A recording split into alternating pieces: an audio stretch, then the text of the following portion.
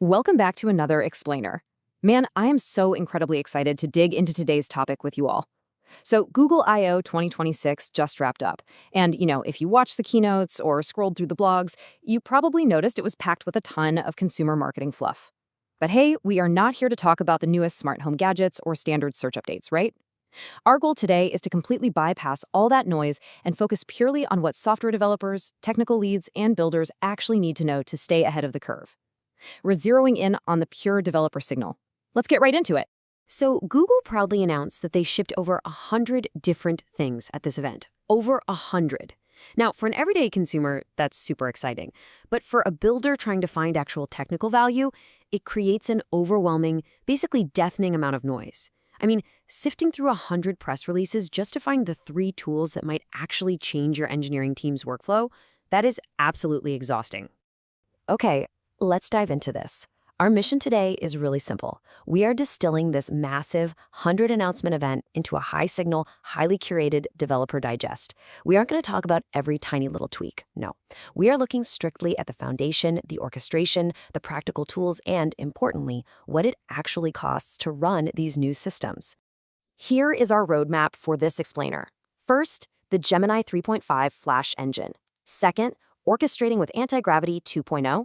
Third, managed agents and Android tools. And finally, AI Ultra and pricing. Section 1. The Gemini 3.5 Flash Engine. Frontier Intelligence meets speed. This is where things get really interesting.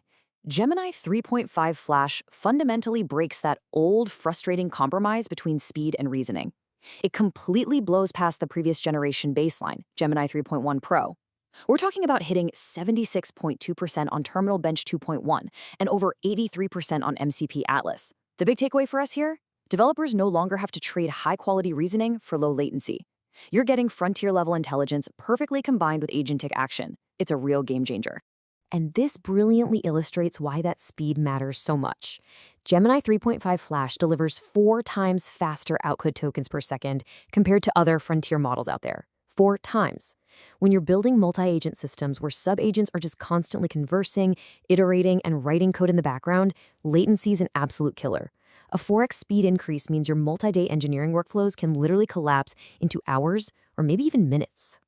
Moving right along to Section 2, orchestrating with Antigravity 2.0, the agent-first platform. Let's define this clearly, and we'll skip all the usual PR speak, okay? Google Antigravity isn't just another chatbot interface. It is a true agent-first development platform. Think of it kind of like an invisible harness, right? A centralized framework that has been specifically co-optimized with Gemini 3.5 Flash. It's designed for one main thing: managing and orchestrating multiple sub-agents working in parallel to execute really complex, real-world development tasks. Now, developers work in totally different ways, and Antigravity 2.0 actually meets you where you are with 4 distinct surfaces. You've got the standalone desktop app for visual multi-agent orchestration. You have the IDF for deep code-based integration. But I really want to highlight the CLI and the SDK here. The new CLI is a massive, massive upgrade for developers who just want a lightweight, terminal-first way to create agents instantly without ever touching a graphical interface. And the SDK? That gives you programmatic access to the agent harness, so you can host the whole shebang on your own custom infrastructure. Of course, running autonomous coding agents on your local machine requires an immense amount of trust, right? Because an AI that can write code can also definitely accidentally break things. Antigravity 2.0 tackles this head-on with built-in cross-platform security measures. We're talking strict terminal sandboxing, automatic credential masking so your API keys don't accidentally get leaked into prompts, and hardened Git policies to strictly control what the agent can and cannot commit. I just love how seamless this workflow is becoming. Let's say you start prototyping in Google AI Studio, which, by the way, now actually supports native Kotlin for Android apps, which is awesome. From there, you can do a one-click deploy straight to Cloud Run. But if you decide you want to scale up for local development and bring your wider team in, you can literally export your entire project state, including all that conversation history and your files, directly into Antigravity to pick up exactly where you left off. So smooth. All right, let's jump into Section 3, Managed Agents and Android Tools, Practical Workflows.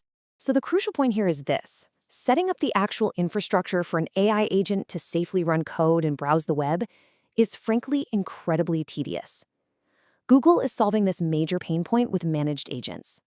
With just a single Gemini API call, Google will instantly provision a fully configured remote Linux sandbox environment just for your agent. It completely removes the massive friction of infrastructure setup. Your agent can immediately start reasoning, executing code, and fetching live data without you having to manage a single server. How cool is that? The tooling for different platforms is also getting incredibly sharp. For mobile, the stable Android CLI allows agents to autonomously handle heavy lifting, like downloading the Android SDK or running emulators. For the web side of things, WebMCP exposes structured browser tools directly to the AI. And incredibly, Chrome DevTools is now available for agents, which basically gives your AI the exact visibility it needs to verify, debug, and optimize your web code in real time. Now, if you build for Android, this next part is huge. Google has open sourced what they're calling Android skills. Basically, these are expert-vetted instructions and best practices that allow literally any LLM to execute complex Android development workflows right out of the box. So instead of you fighting with your AI trying to explain how to do a Jetpack Compose migration, the agent can just pull the official open source skill and execute it flawlessly. And to keep track of which models are actually the best at all of this, Google introduced Android Bench. It's a specific LLM leaderboard built just for Android development tasks, and it even features open-weight models like the new Gemma 4. It gives us developers a really objective way to measure how different AI models handle the very specific, and let's be honest, often frustrating nuances of building Android apps. Finally, let's talk about Section 4, AI Ultra and pricing, the bottom line. The big number you need to know here is $100. Google is introducing a brand new $100 per month Google AI Ultra plan. Now, previously, the top tier sat around $250, but this new price point is specifically tailored and priced for developers, technical leads, and advanced creators who need serious compute but don't want to completely break the bank. Now, what's really interesting for us builders is that this $100 gets you 5 times higher usage limits in Antigravity and the Gemini app compared to the standard AI Pro plan. You'll also get a massive 20 terabytes of cloud storage, plus early access to frontier capabilities like the new Gemini Spark personal agent. But honestly, perhaps the most developer-friendly change of the whole event is how these limits are actually calculated. Google is shifting away from strict, arbitrary daily prompt limits to a compute-used model. Because let's face it, a simple text prompt shouldn't cost the same against your limit as asking an agent to completely refactor a massive code base, right?